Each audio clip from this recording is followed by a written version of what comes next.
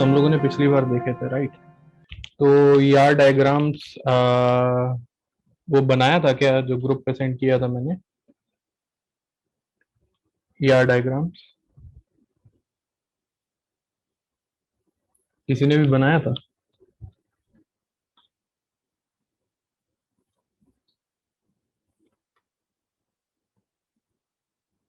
Hello? नहीं बनाया तो बोल लो नहीं बनाया कोई।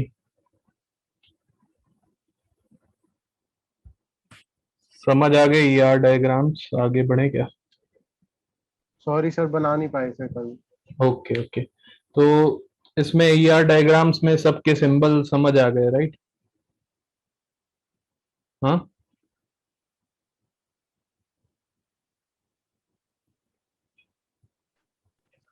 रेक्टेंगल किस लिए होता है? सर एंटिटीज रिप्रेजेंट करने के लिए। Sir inputs. एंटिटी रिप्रेजेंट करने के लिए, राइट? ठीक यस है। सर। और और ये जो डायमंड होता है वो सर रिलेशन। रिलेशन के लिए सर। रिलेशनशिप। ओके, ठीक है। ये क्या लिखा हुआ है, ये वन और एम, इसका क्या मतलब होता है? सर दिख नहीं रहा। दिख नहीं रहा? ओके ओके ओके, ले मैं शेयर करता हूँ, क्या शेयर नहीं किया? 1 मिनट, लेट मी शेयर।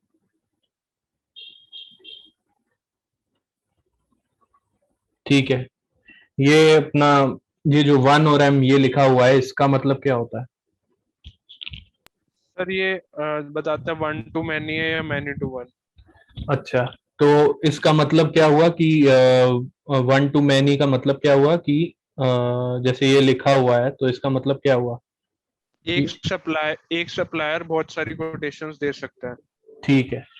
अच्छा, कुछ चीजें और हैं, जैसे मतलब छोटी छोटी चीजें हैं, इसी से रिलेटेड हैं। एक दो इम्पोर्टेंट है, वो देख लेते हैं, फिर यार डायग्राम खत्म करते हैं। एक दो क्वेश्चन देख लेंगे, तुम लोग बताना क्या समझ आया क्या नहीं आया, ठीक है? ये क्वेश्चन ऑलरेडी मैंने सेंड कर दिया था ग्रुप पे, उस पे अगर कोई डाउट हो और कर लेना तो पूछ लेना ग्रुप पे ही। अब ये बताओ जल्दी से, ठीक है? ये हो गया। हाँ, एक चीज और होती है, पार्शियल वीक एंटिटी। हम लोगों ने हम लोग को पता है, राइट? वीक एंटिटी मैंने बता दिया था। वीक एंटिटी क्या होती है? जो इनडायरेक्टली रिलेटेड होती है। इनडायरेक्टली रिलेटेड होती है किससे? एंटिटी से, जैसे स्ट्रॉन्ग एंटिटी से। अच्छा, जरूरी, ठीक है। मतलब लेकिन वीक एंटिटी का मेन जो डेफिनेशन है वो ये होता है कि जो खुद को आइडेंटिफाई यूनिकली करने की, जिसमें वो ना हो, कोई की ना हो, ठीक है? वो वीक एंटिटी होती है। तो फिर उसको दूसरे की मदद से, दूसरी स्ट्रांग एंटिटी की मदद से उसको हम आइडेंटिफाई कर सकते हैं, ठीक है? तो इसमें अपना वीक एंटिटी को कैसे रिप्रेजेंट करते हैं? वीक एंटिटी को वीक एंटिटी को कैसे रिप्रेजेंट करते हैं? Double space. डबल रेक्टेंगल है या डबल डबल रेक्टेंगल से, ठीक सॉरी है? रेक्टेंगल। हम्म। सॉरी।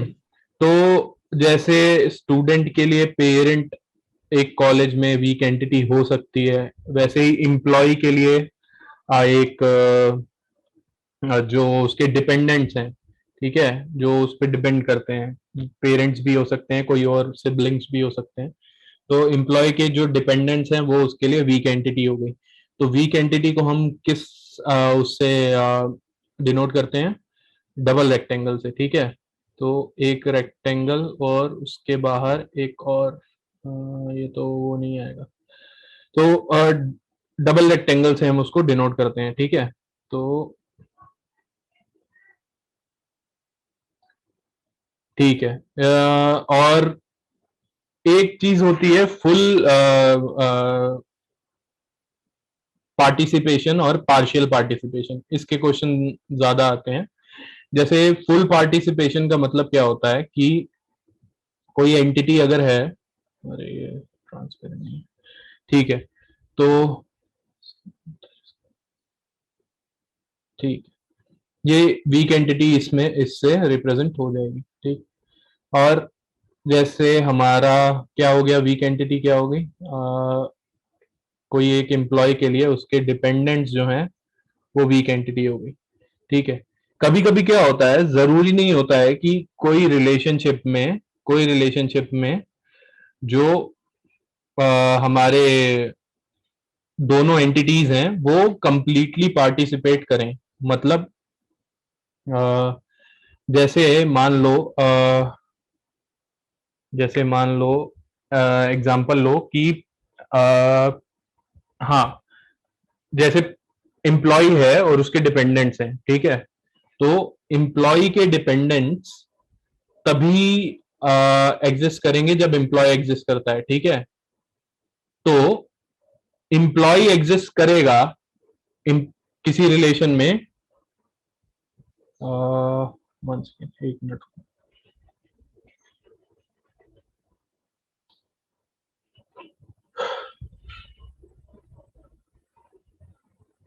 यार इसमें पढ़ाना बहुत दिक्कत है।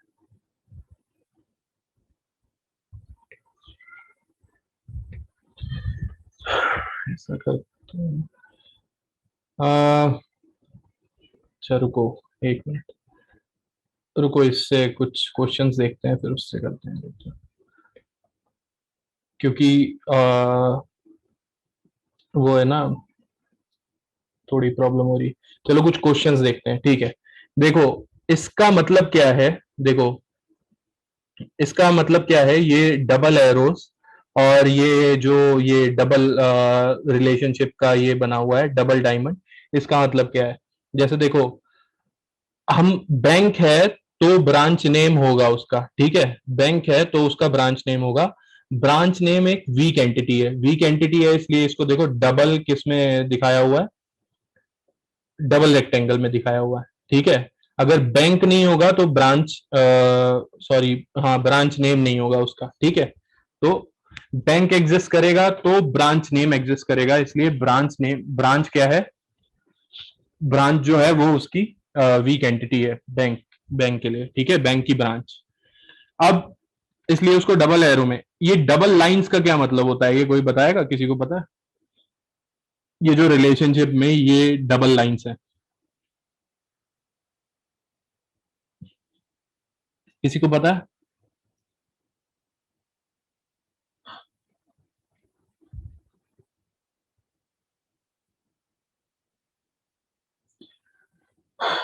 ओके, ठीक है। तो इसका मतलब होता है टोटल पार्टिसिपेशन, ठीक है। क्या इसका क्या मतलब होता है, टोटल पार्टिसिपेशन? इसका मतलब होता है अगर बैंक और ब्रांच नेम इन दोनों में अगर रिलेशन होगा, बैंक और ब्रांच नेम के अगर बीच में, जैसे bank has branch, bank branch, कुछ ब्रांच का नाम है उसका, अगर बैंक बैंक का, तो उसमें हमेशा बैंक ब्रांच कंप्लीटली पार्टिसिपेट करेगा। मतलब कोई बैंक हो सकता है जिसका, जिसके लिए उसका ब्रांच का नाम अभी डिफाइंड ना हो, अभी कुछ ना हो, वो बैंक एग्जिस्ट कर सकता है, ठीक है। तो बैंक एग्जिस्ट कर सकता है अकेला, बट बैंक की ब्रांच अकेले एग्जिस्ट नहीं कर सकती है। उसको एग्जिस्ट करने के लिए क्या चाहिए होगा, उसको एग्जिस्ट करने के लिए बैंक चाहिए होगा। इसका मतलब कभी भी अगर बैंक ब्रांच होगा तो वो किसके साथ रिलेशन में होगा, बैंक के साथ वो रिलेशन में होगा, नहीं तो वो एग्जिस्ट नहीं करेगा, ठीक है। तो इसका मतलब कभी भी अगर बैंक ब्रांच को किसी रिलेशन, इस वाली रिलेशनशिप में होना है तो वो पक्का ही इस रिलेशनशिप में होगी। मतलब बैंक हैज बैंक ब्रांच या कुछ भी बीच में ब्रांचेस लिखा हुआ है, तो अगर जैसे मान लो कोई बैंक है, अच्छा कोई बैंक है उसकी कई ब्रांचेस हैं, ठीक है। तो उसके लिए बैंक का होना जरूरी है, ठीक है। जैसे मान लो ये कोई एक स्टेट बैंक हो गया, है ना, और उसकी दिल्ली ब्रांच हो गई, उसकी कोई और मुंबई में ब्रांच हो गई, दो एग्जांपल लेते हैं। तो अगर अगर अगर दिल्ली ब्रांच या मुंबई ब्रांच को एग्जिस्ट करना है, ठीक है, तो उसके लिए बैंक का होना जरूरी है, जैसे स्टेट बैंक का एग्जांपल लिया। तो इसका मतलब अगर इस रिलेशन की बात करें कि bank has branches this Delhi या मुंबई, तो उस रिलेशन में हमेशा ये इसका होना जरूरी है, ठीक है। बट बैंक जो है, बैंक अकेला एग्जिस्ट कर सकता है, बट उसकी ब्रांच अगर है, उसकी अगर बैंक की ब्रांच है, वो बिना बैंक के एग्जिस्ट नहीं कर सकती। इसका मतलब अगर बैंक ब्रांच है तो वो हमेशा इस रिलेशनशिप में आएगी, बट बैंक अकेला भी ऐसा कोई वैसे तो ऐसा कोई बैंक होता नहीं है जिसकी ब्रांच ना हो, ठीक है, ब्रांच नेम तो सबका होता है, बट वो ब्रांच नेम के बिना भी बैंक एग्जिस्ट कर सकता है। तो जरूरी नहीं है, जैसे मान लो यहाँ बैंक है B1, B2, B3, 3 बैंक है हमारे पास, ठीक है। ऐसे हमारे पास यहाँ पे ब्रांचेस हैं BR1, BR2, BR3, ठीक है। तो मान लिया कि B1 की ब्रांच है BR1, B2 की ब्रांच है, B2 बैंक की ब्रांच है BR2, और B2 ही बैंक की ब्रांच है BR3, ठीक है। तो अगर ब्रांच को एग्जिस्ट करना है तो बैंक भी एग्जिस्ट करेगा, ठीक है। बट जरूरी नहीं है कि हर बैंक की ब्रांच हो ही हो, ठीक है। तो जैसे B3 बैंक है, तो बैंक तो एग्जिस्ट कर रहा है, लेकिन हो सकता है अभी उसकी कोई ब्रांच बनी ना हो, नया बैंक है, अभी ब्रांच नहीं बनी, ठीक है। तो वो समझ आ रहा है क्या? थोड़ा तुम लोग बताओ फिर आगे समझ आ रहा है? समझ गए सर। समझ गए? अच्छा, क्या समझे बताओ। क्योंकि स्ट्रॉन्ग एंटिटी जरूरी होनी चाहिए वीक एंटिटी के होने के लिए। वीक एंटिटी के होने के लिए स्ट्रॉन्ग एंटिटी जरूरी होनी चाहिए। अच्छा, ये तुमने थोड़ा सा वो समझ लिया। नहीं, ऐसा जरूरी नहीं है, बट हाँ वीक एंटिटी के लिए होती है मोस्टली स्ट्रॉन्ग एंटिटी। और बट ये स्ट्रॉन्ग एंटिटी के लिए जरूरी नहीं है कि वीक एंटिटी हो या ना हो। हाँ, ये भी बात तुम्हारी सही है, बट हाँ बट मैं ये नहीं समझा रहा था। तो ये ऐसा नेसेसरी नहीं है। जैसे मान लो ये बैंक वाला एग्जांपल लेते हैं, B1, ठीक है, फिर ये अपना B2, ठीक है, और ऐसे ही हमारा ये तीसरा B3। 3 बैंक है हमारे पास, ठीक है, 3 बैंक है। ऐसे ही यहाँ पर ब्रांचेस हैं, ठीक, ब्रांच 1, ब्रांच 2, ब्रांच 3, ठीक है। अब ब्रांच अगर एग्जिस्ट करेगा, ब्रांच अगर है, तो वो किसी ना किसी बैंक की होगी, ठीक है। तो इसका मतलब कि अगर अगर B1 की ब्रांच है, तो मान लो B1 की ब्रांच है BR1, B2 की ब्रांच है BR2, और B3 की ब्रांच है, सॉरी, B2 की ही ब्रांच है BR3, ठीक है। ये मान लो दिल्ली ब्रांच है, ये मुंबई ब्रांच है, ये पुणे ब्रांच है, ठीक है। तो कोई बैंक एग्जिस्ट कर रहा है, वो बिना ब्रांच के एग्जिस्ट कर सकता है, ठीक है। उस रिलेशन में बैंक की ब्रांचेस, हैज ब्रांचेस, ये वाली, ठीक है। मान लो बीच में रिलेशन क्या है, रिलेशन का नाम है हैज ब्रांचेस, ठीक है। तो बैंक हैज ब्रांचेस मतलब पहले वाले की एक ब्रांच है, दूसरे वाले की 2 ब्रांचेस है। तो इस रिलेशन में हैज ब्रांचेस रिलेशन में B1 की एक ब्रांच है और B2 की 2 ब्रांचेस हैं, लेकिन B3 की कोई ब्रांच नहीं है, ठीक है। बट क्या ऐसा यहां पॉसिबल हो सकता है कि आ, इधर एक और एंट्री हो, जैसे मान लो यहां पर हो B4, ठीक है, यहां पर क्या हो, यहां पर एक और एंट्री हो B4, और वो उसका यहां पर बैंक ना हो कोई भी, क्या ऐसा पॉसिबल है?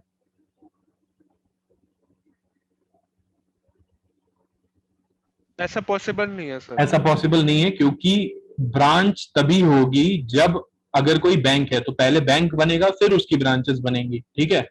तो ऐसा पॉसिबल नहीं है। इसका मतलब इस वाली साइड से हमको क्या चाहिए, इस वाली साइड से, ब्रांच वाली साइड से हमको क्या चाहिए, इस रिलेशनशिप को एग्जिस्ट कराने के लिए। ये रिलेशनशिप तभी हैज ब्रांचेस एग्जिस्ट तभी करेगी जब इस वाली साइड से क्या है, हर ब्रांच का कंप्लीट पार्टिसिपेशन है। यहां पर कोई ऐसा नहीं हो सकता जिसके लिए उस रिलेशनशिप का कोई उधर कोई लाइन ना हो, ठीक है। जैसे मान लो BR2 की ही तीसरी ब्रांच है, बैंक 2 की ही तीसरी ब्रांच है BR4।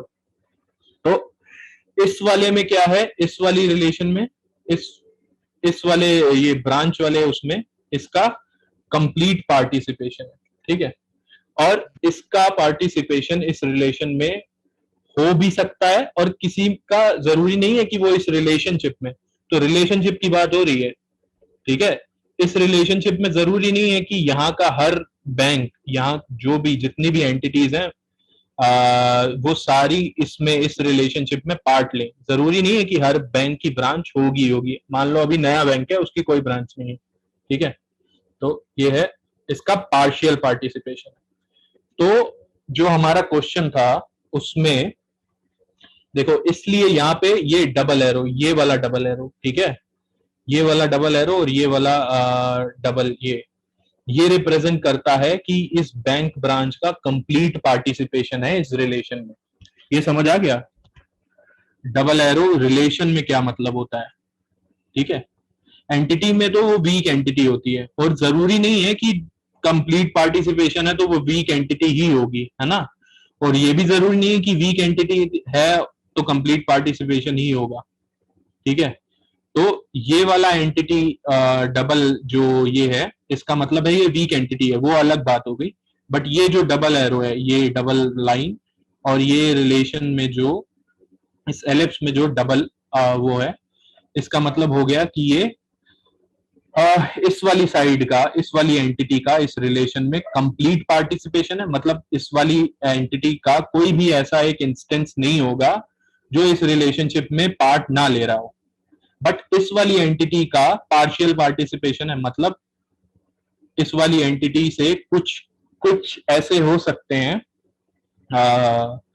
इंस्टेंसेस जो इस रिलेशन में पार्ट ना ले। समझ आ गया ये डबल एरो का मतलब, राइट?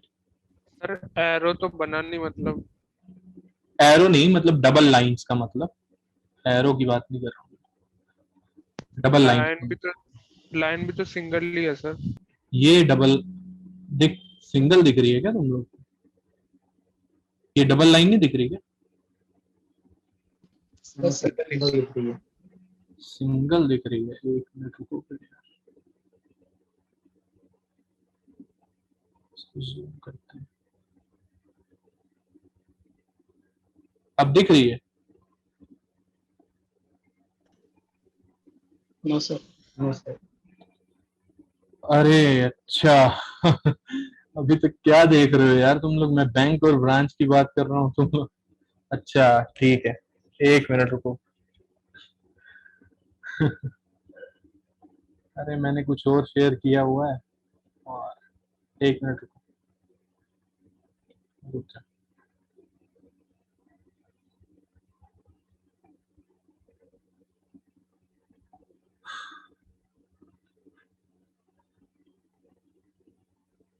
ये लो, अब दिखा? मैं इसकी बात कर रहा था, तुम लोग ये दिखा? Yes sir. अब दिखा डबल? यस। ठीक है, मैं इतनी देर से यहाँ समझा रहा था और शेयर मैंने दूसरा किया हुआ था, सॉरी। तो ये देख रहे हो, ये डबल, यहाँ पे जो डबल लाइन है और यहाँ पे ये जो एलिप्स में डबल है, इसका मतलब है कि इस साइड वाली, ये वाली एंटिटी का यहाँ पर कंप्लीट पार्टिसिपेशन है इस रिलेशनशिप में, ठीक है।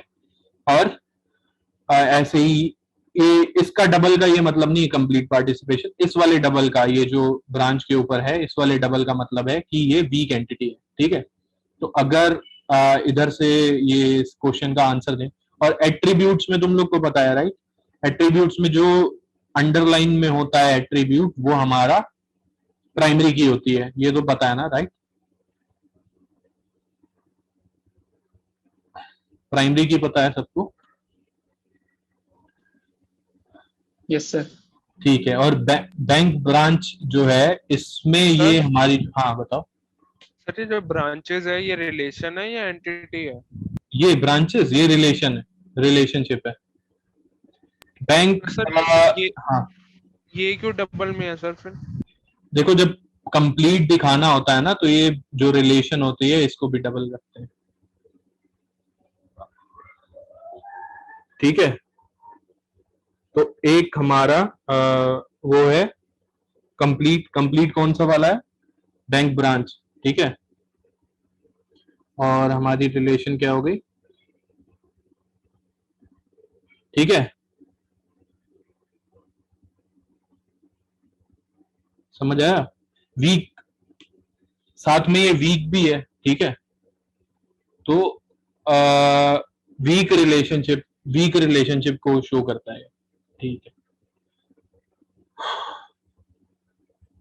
ये कंप्लीट पार्टिसिपेशन हो गया और ये वीक रिलेशनशिप के लिए हो गया। वीक रिलेशनशिप और ये वीक एंटिटी। ठीक है, ये तीन अब ध्यान से याद रखना कि कंप्लीट पार्टिसिपेशन, वीक रिलेशनशिप और ये वीक एंटिटी। ठीक है। ये जो डॉटेड लाइन है ये पार्शियल प्राइमरी की के लिए होता है। ठीक है। तो जो बैंक ब्रांच है वो उसकी अपनी वीक एंटिटी है ये। ठीक है। वीक एंटिटी इसलिए सॉरी उसकी ये वीक पार्शियल प्राइमरी की है क्योंकि ये इसको कंप्लीटली आइडेंटिफाई नहीं कर सकती है। ठीक है। सर हाँ बताओ। सर एक क्वेश्चन था, मतलब कि इससे रिलेटेड नहीं है एग्जांपल से, क्योंकि ऑब्वियस सी बात है कि दो बैंक्स की जो है डिफरेंट ब्रांचेस ही होंगी। ठीक है। तो अगर मान लो कोई और एग्जांपल हाँ हो, मतलब तो उसमें बताओ। मतलब मैं ये पूछना चाहता हूँ कि दो स्ट्रॉन्ग एंटिटीज की सेम वीक एंटिटी हो सकती है? दो स्ट्रॉन्ग एंटिटीज की सेम वीक एंटिटी, हाँ हो सकती है। उससे क्या, उससे कोई हमको मतलब थोड़ी है। एक उसमें दो फॉरेन की हो जाएंगी हमारी वीक एंटिटी में, है ना? जैसे इसका एग्जांपल अभी तो यार दिमाग में पक्का नहीं है आएगा, लेकिन जैसे क्या बोले, एक एग्जांपल बेकार सा याद बन रहा है थोड़ा सा, लेकिन पता नहीं ऐसा होगा कि नहीं। जैसे एक स्टूडेंट है और एक फैकल्टी है। ठीक है। और उन दोनों के पेरेंट का टेबल बना हुआ है। ठीक है। तो स्टूडेंट भी स्ट्रांग एंटिटी है, जो फैकल्टी है कॉलेज में वो भी स्ट्रांग एंटिटी है, बट वो दोनों एक ही वीक एंटिटी को रेफर कर सकते हैं जो उनका पेरेंट टेबल है। और पेरेंट में अगर स्टूडेंट की आईडी है तो वो स्टूडेंट का पेरेंट हो गया, वो वीक एंटिटी, उसको वो स्ट्रांग एंटिटी से उसका स्टूडेंट का रिलेशन हो गया। और अगर वो फैकल्टी की आईडी है उसमें, उस टेबल में, तो वो फैकल्टी का पेरेंट हो गया। सही है ना ये? ठीक है सर। ठीक है ना? दो स्ट्रॉन्ग एंटिटी, एक वीक एंटिटी हो गया। अच्छा जल्दी से बस अब ये करते हैं। और ज्यादा से ज्यादा यही इसी टाइप के क्वेश्चन आते हैं, पार्शियल पार्टिसिपेशन। और ये मैक्सिमम यही पूछ सकता है ईआर डायग्राम में, और कुछ ज्यादा नहीं आएगा। तो इसमें मेरे को बताना आंसर। ठीक है। ये से ईआर डायग्राम को देखते हुए कह रहा है कि बताओ कौन सी स्टेटमेंट करेक्ट है। तुम लोगों ने ईआर डायग्राम देख लिया है। पहला पॉइंट बोल रहा है bank branch is weak entity. ये सही है गलत है? ट्रू है सर। ट्रू है ना? सब लोग बोलो। Yes sir. ठीक है ना? क्यों वीक एंटिटी है? Double rectangle. डबल रेक्टेंगल है। ठीक है। बी वाला अपना पॉइंट है branch number of the bank branch entity is a partial key. Branch number of the bank branch is a partial की।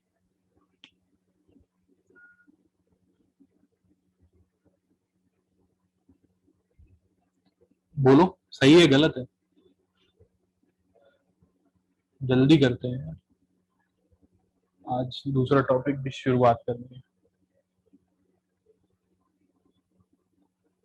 हाँ कोई बोल रहा है? तो ये पार्शियल की है। ठीक है।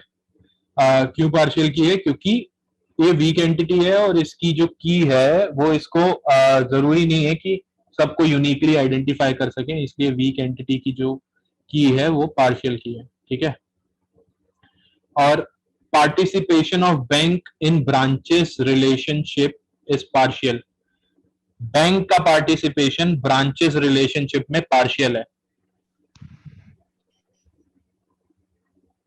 ये बताओ थर्ड पॉइंट। सर ट्रू है।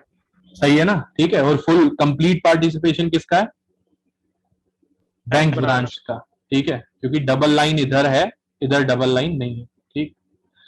तो हमारा जो ऑप्शन डी है ऑल ऑफ द अबव वो सही है, ठीक है। एक आखिरी क्वेश्चन और देखते हैं फिर नेक्स्ट पे जाते हैं। ये बताओ, कह रहा है कि consider the given ER diagram, lodging is many to many relationship, rent payment to be made by person occupying different hotel room should be added as an attribute to क्या है क्वेश्चन? अच्छा ठीक है। अब देखो कह रहा है rent payment to be made by a person, hotel room है, लॉजिंग है, पर्सन है। होटल रूम को हम लॉजिंग करते हैं बाय अ पर्सन, ठीक है। तो वो कह रहा है कि एक rent payment to be made by person, एक आदमी जो है वो किसी होटल रूम के लिए रेंट पे करेगा, ठीक है। तो वो जो पेमेंट करेगा वो किसका एट्रीब्यूट होना चाहिए?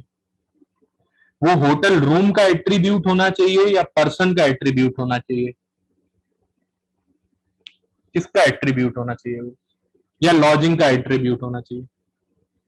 तो एक चीज और याद रखना, रिलेशनशिप का भी एट्रीब्यूट होता है। जैसे होटल रूम का एट्रीब्यूट क्या होगा? रूम नंबर, ठीक है।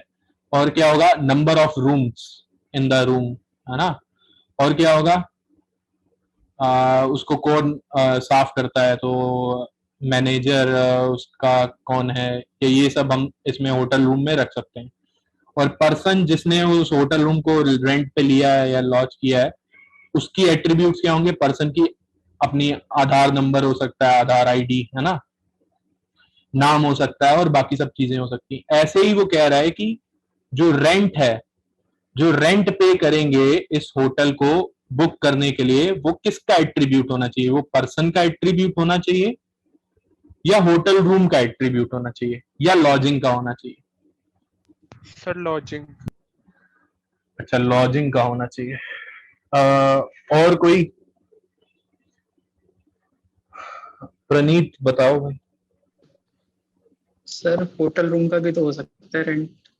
होटल रूम का भी रेंट हो सकता है। देखो क्वेश्चन पढ़ो, कह रहा है rent payment to be made by person occupying different hotel room should be added as an attribute to. तो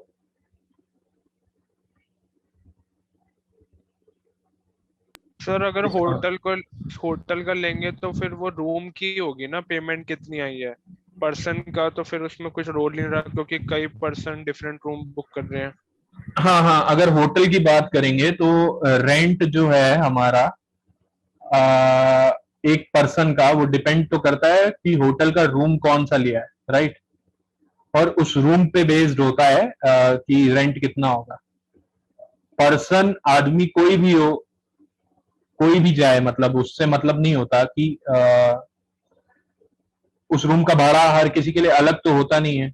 जैसे देखो, रिलेशनशिप में एट्रीब्यूट तब आते हैं जब वो इन दोनों पे डिपेंडेंट हो, ज्यादातर तब आते हैं इन दोनों पे डिपेंडेंट हो, एक किसी एंटिटी पे डिपेंडेंट ना हो। तो अगर रेंट की बात करी जाए तो रेंट हमारा होटल रूम पे डिपेंडेंट है या पर्सन पे भी डिपेंडेंट है? किसी होटल रूम का रेंट अगर होगा तो वो परसेंट पे डिपेंड करेगा या होटल रूम पे भी डिपेंड करेगा? सॉरी, पर्सन पे भी डिपेंड करेगा क्या? सर पर्सन अगर रूम ही नहीं लेगा तो होटल का रेंट ही नहीं होगा। अरे सर होटल पे ही करेगा। होटल पे ही रहेगा ना। अगर जैसे देखो रेंट है हमारा, इसमें स्टेटमेंट क्या लिखी हुई है, rent payment to be made by person occupying different hotel room should be added as an attribute to. कह रहा है कि मेड बाय पर्सन, किस किस आदमी ने कितना रेंट दिया किस होटल रूम के लिए।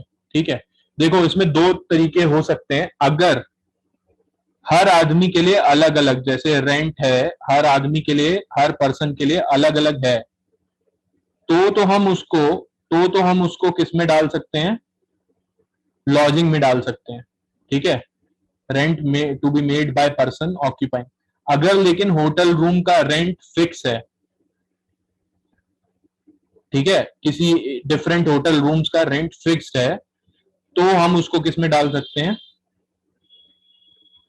होटल रूम के एट्रीब्यूट में डाल सकते हैं। ठीक है, बट अगर वो पर्सन टू पर्सन वेरी करता है, ठीक है, कि इस आदमी ने रूम लिया तो इसको इतना, तो वो किस में जाएगा, हमारा रिलेशन में जाएगा। ठीक है, तो किस में गया है ये? सर हाँ, इसमें ये भी तो डिपेंड करता है ना कि एक पर्सन एक रूम ले रहा है, दूसरा पर्सन दो रूम ले रहा है। एक पर्सन एक रूम ले रहा है, अच्छा, to be made by person occupying different. हाँ ठीक है, उसी के लिए हमारा, हाँ हाँ, नंबर ऑफ उस पे भी डिपेंड करता है। ठीक है, तो इसीलिए हमारा इसने क्या लिया हुआ है, रिलेशनशिप में लिया हुआ है, कितने रूम्स हर होटल रूम के लिए, हर हर आदमी के लिए इसने उसमें बनाया हुआ है। ठीक है, तो कितने रूम्स ले रहा है या कितना वो कर रहा है, तो होटल रूम मल्टी वैल्यूड भी हो सकता है। ठीक है, बट अगर वो परसेंट पे डिपेंडेंट नहीं है तो वो होटल रूम होना चाहिए था। ठीक है, तो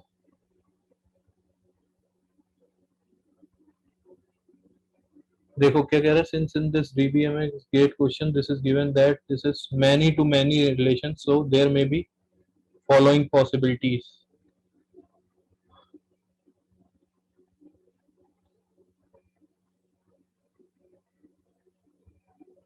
यही सब समझाया हुआ है कि डबल भी हो सकता है, होटल रेंट एक ही कॉलम में आ सकता है, यही सब। सर ये मैंने सबसे पहले बताया था केस 1। हाँ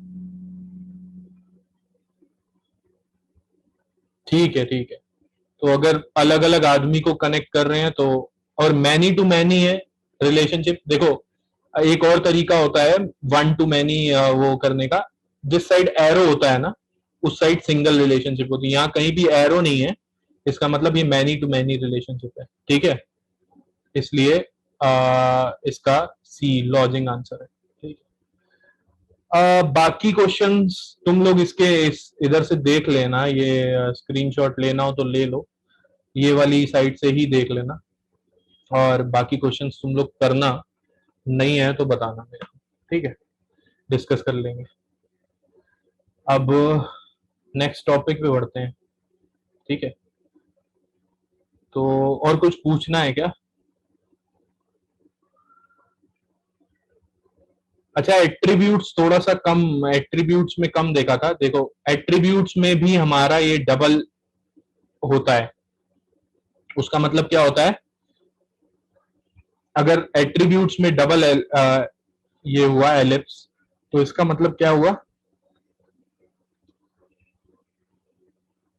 सर तो मतलब वो भी डिपेंडेंट है उस स्ट्रॉन्ग एंटिटी पे। नहीं नहीं, उसका एट्रीब्यूट का ये मतलब नहीं होता, उसका मतलब होता है कि वो मल्टी वैल्यूड एट्रीब्यूट है। ठीक है, मल्टी वैल्यूड मतलब उसकी एक से ज्यादा वैल्यूज हो सकती हैं। ठीक है, तो सर फिर डेफिनेशन चेंज होगी डबल उसकी। डबल उसकी चेंज हो गई, डबल एंटिटी के लिए अलग है, और डबल रिलेशन के लिए अलग है, और डबल एट्रीब्यूट के लिए अलग है। ठीक है, एंटिटी में डबल का मतलब होता है वीक एंटिटी, रिलेशन में डबल का मतलब है कि वो वीक एंटिटी इन्वॉल्व है उस रिलेशन में। ठीक है, इन दोनों में सेम ही है ऑलमोस्ट, बट हमारा डबल अगर एट्रीब्यूट में है, ठीक है, एट्रीब्यूट में अगर डबल है तो उसका मतलब होता है कि वो मल्टी वैल्यूड एट्रीब्यूट है। मल्टी वैल्यूड एट्रीब्यूट का कोई एग्जांपल? सर फोन नंबर हो सकता है। फोन नंबर, हाँ वही एग्जांपल है सबसे सही, ठीक है। फोन नंबर हमारा मल्टी वैल्यूड एट्रीब्यूट का एग्जांपल है। तो अगर ये है तो मल्टी वैल्यूड एट्रीब्यूट हमारा, ये सर्कल बन रहा है, तुम लोग एलिप्स बना लेना इसको, ठीक है। तो ये हमारा मल्टी वैल्यूड, ठीक है। और भी होते हैं कुछ, जैसे हमारे कॉम्पोजिट एट्रीब्यूट्स भी होते हैं, ठीक है। कॉम्पोजिट एट्रीब्यूट्स का मतलब ऐसे एट्रीब्यूट्स जो एक से ज्यादा एट्रीब्यूट से मिलके बने हो, ऐसे एट्रीब्यूट्स को कॉम्पोजिट एट्रीब्यूट्स बोलते हैं। वो कैसे वो करते हैं denote?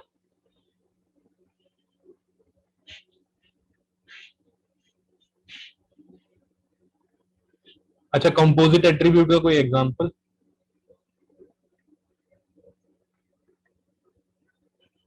Sir name, first name और लास्ट नेम से मिलके बना है। हाँ, नेम हो सकता है, और एड्रेस हो सकता है,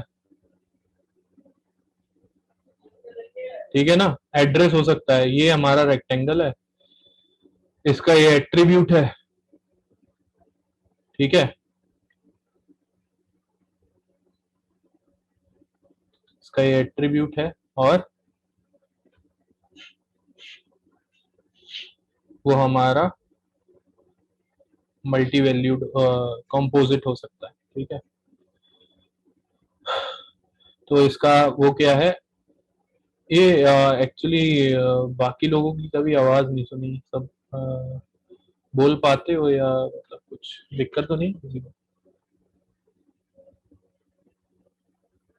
हेलो, कौन कौन है, अपना नाम बताओगे क्या? एक बार नाम बोल दो अपना अपना। सर प्रणीत। ठीक है,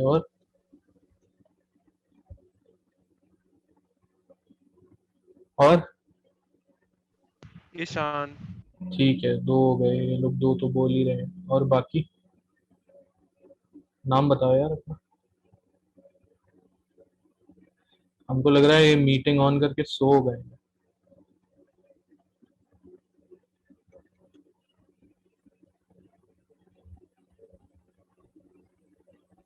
हेलो,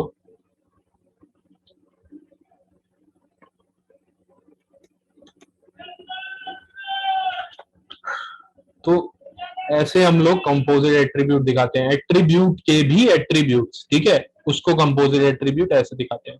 और अगर डबल है तो वो मल्टी मल्टी वैल्यूड एट्रीब्यूट हो जाएगा। मल्टी वैल्यूड में जैसे phone number is the best example multi valued के लिए। और कुछ होते हैं डिराइव्ड एट्रीब्यूट्स। डिराइव्ड एट्रीब्यूट्स को हम कैसे शो करते हैं? डिराइव्ड एट्रीब्यूट्स बताओ, डिराइव्ड एट्रीब्यूट्स होते क्या हैं ये बताओ। अच्छा,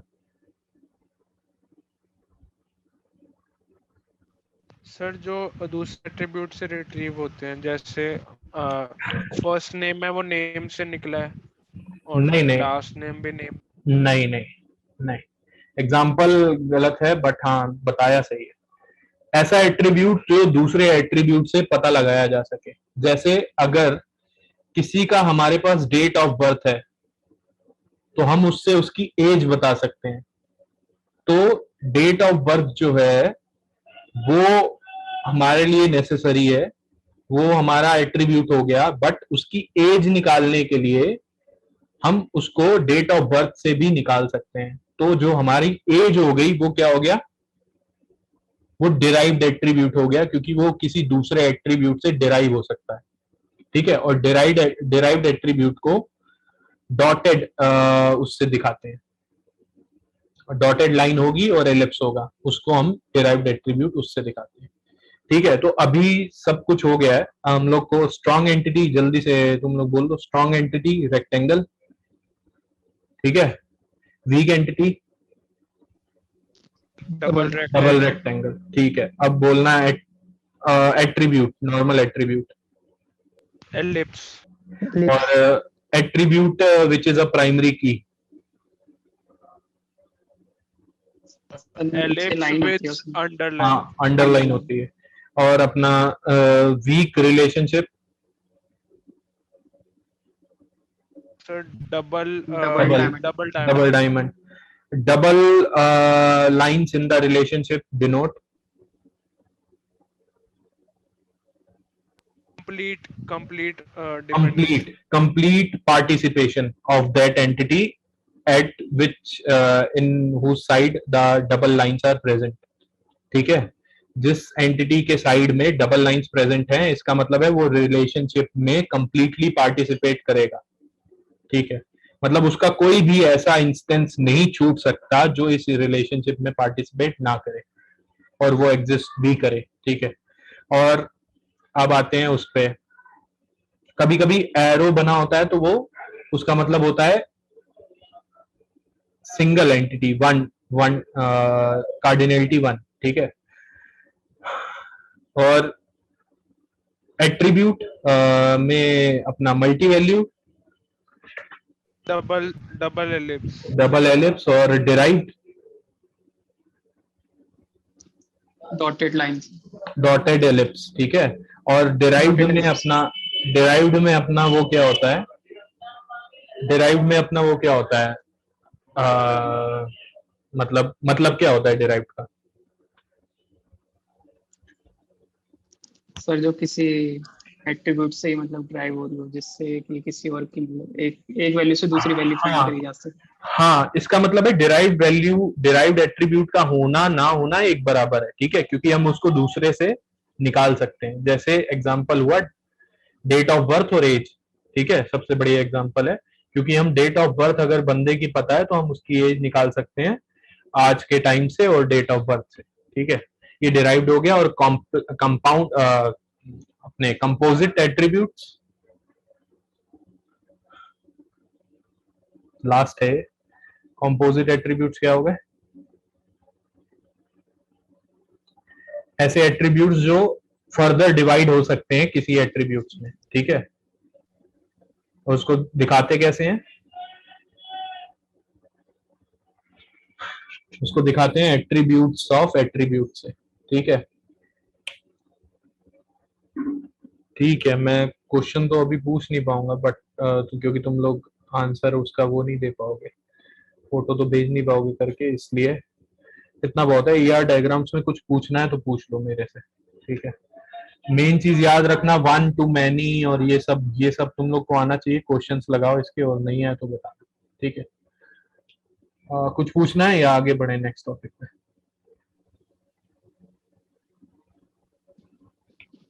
बताओ, नेक्स्ट पे बढ़े, ओके, ठीक है। अब अभी सबने रिलेशनल मॉडल पढ़ा है, राइट? हम लोगों ने दो मॉडल देखे थे, एक ईआर मॉडल जो कि हम लोगों ने अभी देखा, और दूसरा मॉडल है अपना रिलेशनल मॉडल।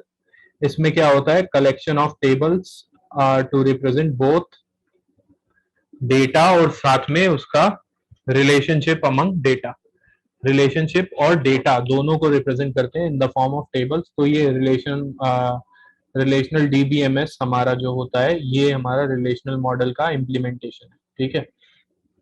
तो ये हमारा होता है रिलेशनल मॉडल का एग्जाम इम्प्लीमेंटेशन, ठीक। तो अब इससे पहले इसको अगर रिलेशनल मॉडल में कुछ क्रिएट करना है, कुछ मॉडिफाई करना है, या कुछ हमको इंसर्ट करना है, इन सारी चीजों के लिए हम लोग क्या यूज करते हैं?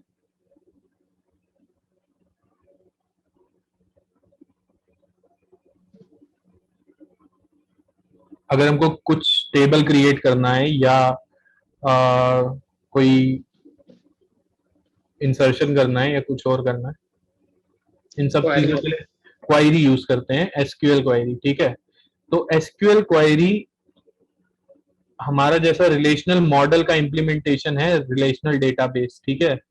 तो वैसे ही एसक्यूएल क्वायरी का जो थ्योरेटिकल इम्प्लीमेंटेशन है वो हमारा होता है रिलेशनल अलजेब्रा, ठीक है। वो हमारा क्या होता है, रिलेशनल अलजेब्रा। इट ये मतलब एसक्यूएल की तरह ही है, बट ये हमारा उसका इम्प्लीमेंटेशन है, थ्योरेटिकल इम्प्लीमेंटेशन है किसका, एसक्यूएल का। ठीक है, तो हम कह सकते हैं कि रिलेशनल अलजेब्रा बहुत ज्यादा सिमिलर है, रिलेशनल अलजेब्रा का ही इम्प्लीमेंटेशन है अपना एसक्यूएल। तो रिलेशनल अलजेब्रा से ही हमारा एसक्यूएल निकला है, हम बोल सकते हैं। ठीक है, तो इसको बस हम थ्योरी में करते हैं, इसका इसको हम थ्योरी में करते हैं कॉपी पेन पेपर में, और इसी का यूज करके हम एसक्यूएल क्वेरीज भी बना सकते हैं। ठीक है, अगर इसमें हमको आंसर आता है तो एसक्यूएल क्वेरी में भी हमको आंसर आ जाएगा। ठीक है, तो रिलेशनल अलजेब्रा क्या होता है, it is a procedure, it is a language है, या सेट ऑफ इंस्ट्रक्शंस होते हैं। ठीक है, जिससे हम कोई भी काम रिलेशनल डीबीएमएस में कर सकते हैं। ठीक, इसी का इम्प्लीमेंटेशन जो है वो हमारा एसक्यूएल है। ठीक है, अब रिलेशनल अलजेब्रा में हम जैसे एसक्यूएल में पूरी पूरी क्वायरीज लिखते हैं, वैसे पूरी पूरी क्वायरीज हम रिलेशनल अलजेब्रा में नहीं लिखते हैं। ठीक है, जैसे एसक्यूएल में, एसक्यूएल से इसलिए कंपेयर कर रहे हैं क्योंकि एसक्यूएल तुम लोग को आती है, राइट, थोड़ी बहुत बहुत हद तक आती है। आ, अच्छा, एक चीज और बताओ, ये बाकी लोग जो हैं वो कभी रिप्लाई करते हैं या हैं कॉल पे या नहीं है, ये जानना है यार मेरे को।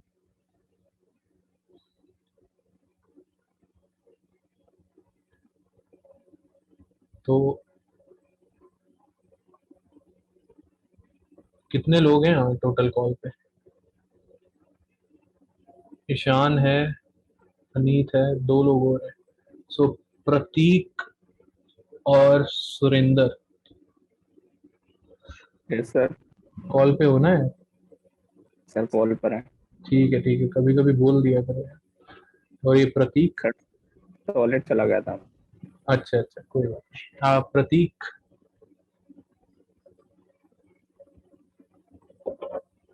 ये भी चला गया क्या? सर उसका उसका माइक शायद ऑफ है। अच्छा, चैट में लिख रहा है क्या? वो आइकन दिख रहा है ना, ओके, आइकन में दिख नहीं रहा माइक उसका। ठीक है, चलो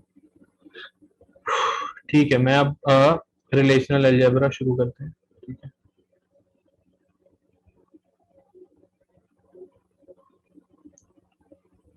देखो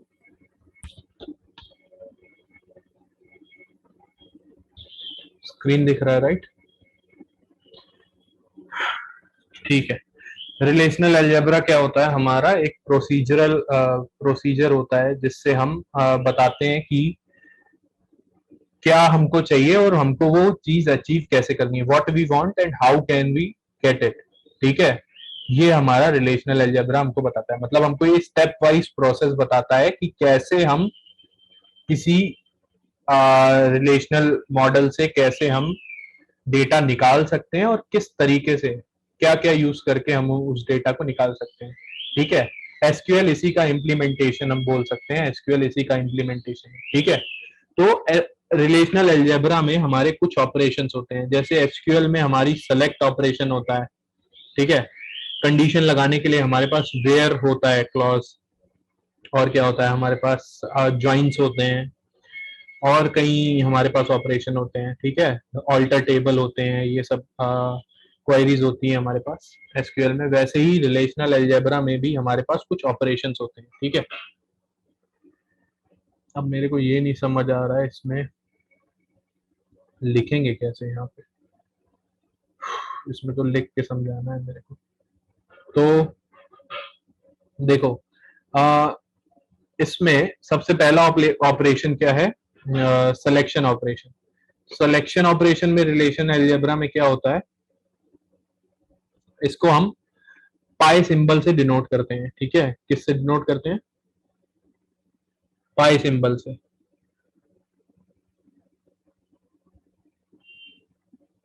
पाई पाई पाई,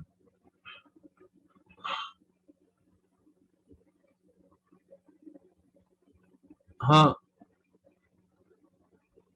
ठीक है, इसको हम किससे डिनोट करते हैं? पाई सिंबल से। पाई तुम लोग बना लोगे, एक सेकंड रुको, मैं वो खोलता हूँ।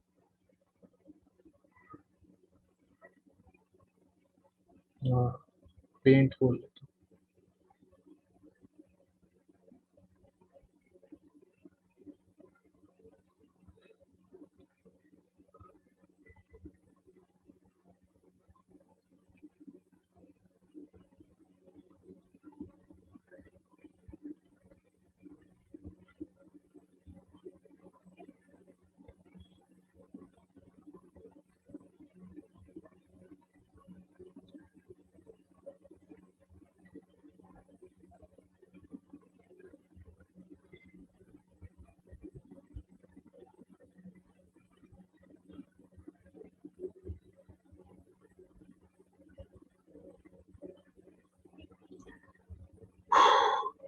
चलो ठीक है, अभी टाइम लगेगा, देखते हैं। पाई सिंबल से हम सिलेक्शन को डिनोट करते हैं। तो सिलेक्शन होता कैसे है?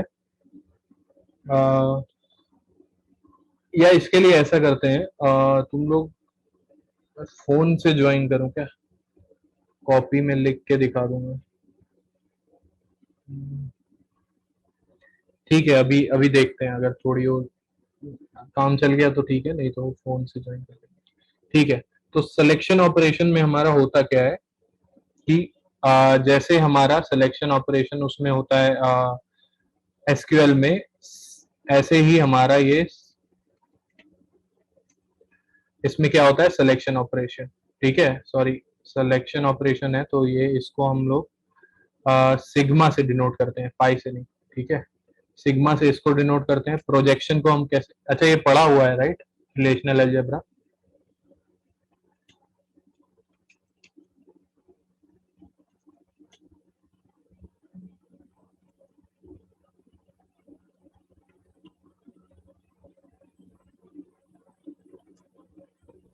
हेलो,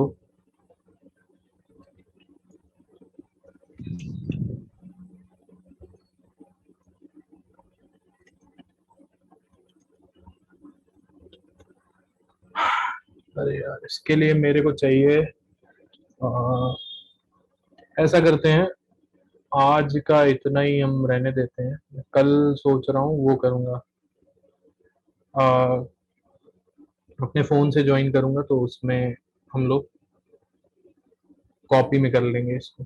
ठीक है, क्योंकि इसमें लिखना ज़्यादा पड़ेगा, सिंबल्स बनाने हैं, यहाँ पे काम नहीं चलेगा, और मेरे पास अभी पेन का जुगाड़ नहीं है। ठीक है, तो इसको देखते हैं, कल देखते हैं फिर, राइट? हाँ बताओ।